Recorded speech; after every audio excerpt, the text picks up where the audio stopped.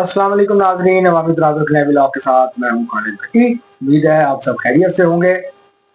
आज हम जो है इस ब्लॉग में बात करेंगे कल बल्गारिया में होने वाले पार्लियामेंट्री इलेक्शंस के नताज के हवाले से। बल्गारिया में हुकूमत जो है वो चंद माह कबल गिर गई थी बड़े पैमाने पर होने वाले एहतजाज के नतीजे में, और नौजवानों की बहुत बड़ी तादाद जो है वो सड़कों पर निकली और उन्होंने उस वक्त की जो राइट विंग गवर्नमेंट थी उसको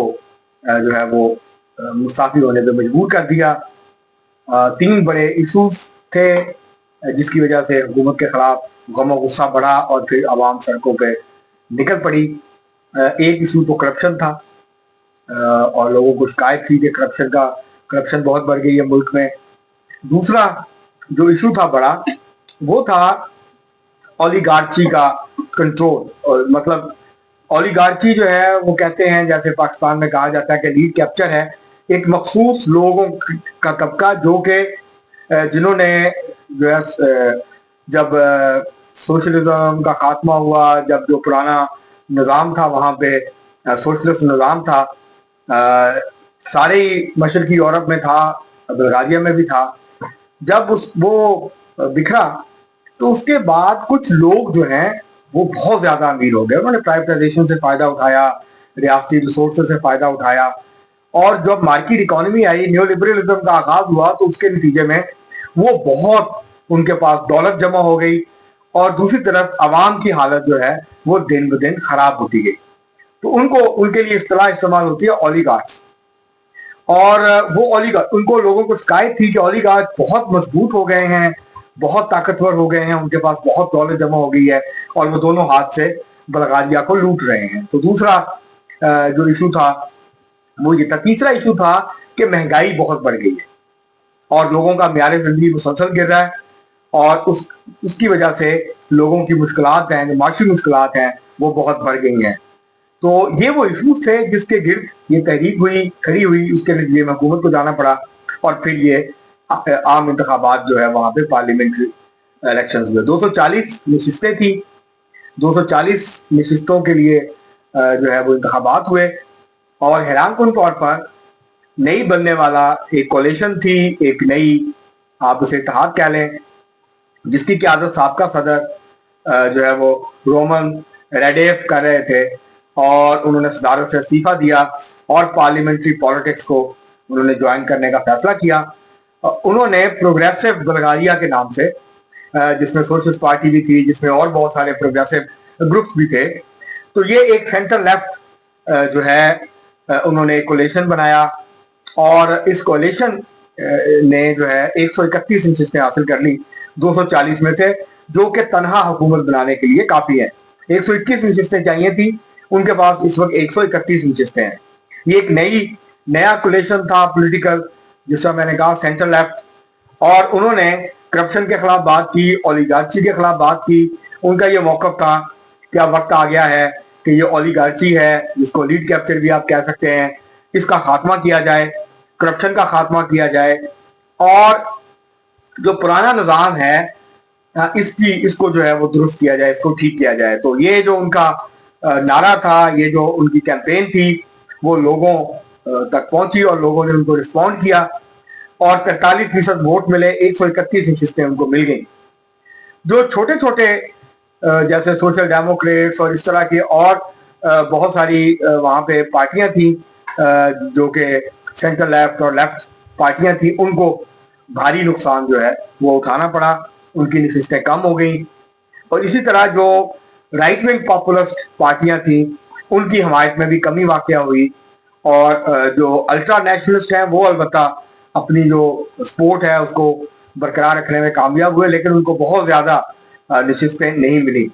तो इस तरह से 131 नशिस्तों के साथ अब एक मजबूत हुकूमत जो है वो बल्गारिया में कायम हो गई, और लोगों ने तब्दीली के लिए बुनियादी तौर पर वोट दिया। ये पिछले 2 हफ्तों के दौरान मशरकी यूरोप में दूसरा बड़ा झटका है सदर ट्रंप को, और जो राइट विंग पॉपुलिस्ट मूवमेंट है यूरोप की उसको, और रोमानिया, बल्गारिया, इस तरह के और जो छोटे मशरकी यूरोप के ममालिक हैं यहाँ पर एक कौम परस्ती की भी रिवाइवल हमें नजर आती है और राइट विंग पॉपुलर पार्टियां भी उभर रही थी, लेकिन अब उनकी जो बहुत ज्यादा हमायत थी उसके अंदर कमी वाकया हुई है और ये जो प्रोग्रेसिव बल्गारिया है वो इलेक्शन जीतने में कामयाब हो गए और अब इस बात के इम्कानात हैं कि रोमन राडेव जो हैं ये प्राइम मिनिस्टर बनेंगे। और ये जो अब देखना ये होगा कि क्या ये वो तब्दीली ला पाते हैं, क्या ये वो सारी पॉलिसियों को तब्दील कर सकते हैं जिसके खिलाफ लोग सड़कों पे निकले थे, एक बड़ी एहतजाजी तहरीक चली थी और उसके नतीजे में जो राइट विंग गवर्नमेंट थी उसको घर जाना पड़ा। और अब इलेक्शंस में अवाम ने एतमाद किया है प्रोग्रेसिव बल्गारिया पे, तो अब देखना होगा कि क्या प्रोग्रेसिव बल्गारिया जो है और नए बनने वाले वजीर आजम रोमन राडेव जो हैं ये क्या उन इश्यूज को सॉल्व कर पाते हैं जो लोगों के हैं, मसलन करप्शन, क्या करप्शन कम होगी, क्या जो ओलिगार्ची का कंट्रोल है, ओलिगार्च हैं, क्या ये उनके खिलाफ कार्रवाई करेंगे। इसकी मिसाल मौजूद है, जब सदर पुतिन प्रेसिडेंट बने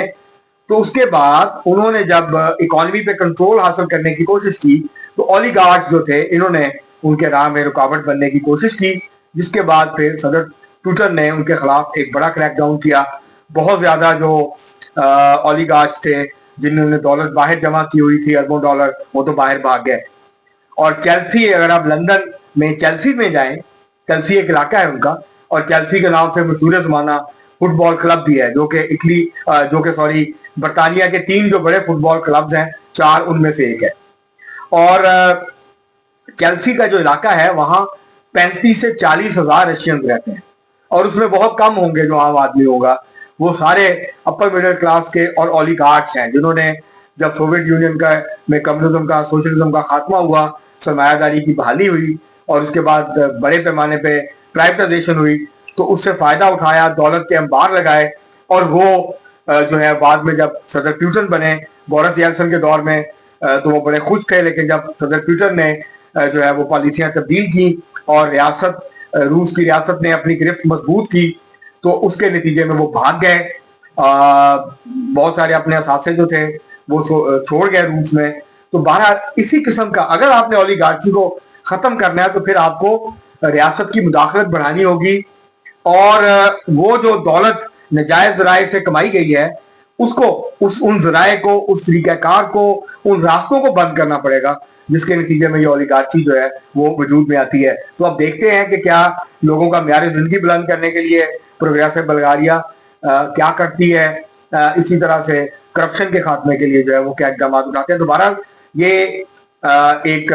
आप ये कह लें कि एक रेव चल रही है। पहले हंगरी, हमने आपको व्लॉग में बताया था कि वो स्ट्रॉन्ग मैन थे हंगरी के,